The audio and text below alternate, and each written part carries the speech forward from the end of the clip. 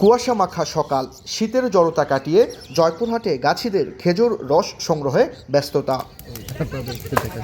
গাছ থেকে সংগ্রহ করা টাটকা রস সরাসরি নেওয়া হচ্ছে গুড় তৈরি চুলায়, তারপর জাল দেওয়া হয় কয়েক ঘন্টা।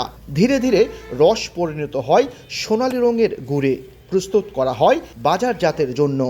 3টা গুটি ওটি রস নামাজ যায় বিভিন্ন রস টস পাড়ি পিড়ি আইনি গ্রামে যায়নি আকাশ চুলার দিই জাল ধরা দিই জাল দিই আস্তে জাল হতে হতে হতে 4 ঘন্টার মতন জাল করা লাগে। জাল করার পর সেই গুড়টা নামাই বাড়ি জমায় এইভাবে আস্তে আস্তে করি, তারপরে এই গুড়টা ঢালি। স্থানীয় ব্যবসায়ীদের দাবি সম্পূর্ণ ভেজালমুক্ত এই গুড়, তাই জেলা জুড়েই রয়েছে চাহিদা, যাচ্ছে দেশের নানা প্রান্তে। একটা হলো 400 টাকা আর একটা হলো 200 টাকা, আর নালিটা হলো 180 টাকা। আমরা এভাবে বিক্রি করি। কয় কুটুম্ব আসে এখানে, ভেজাল মুক্ত গুড় পাওয়া যায়, এই তনকে আমরা দূরান্তর থেকে আসে এখান থেকে কিনে নিয়ে যায়।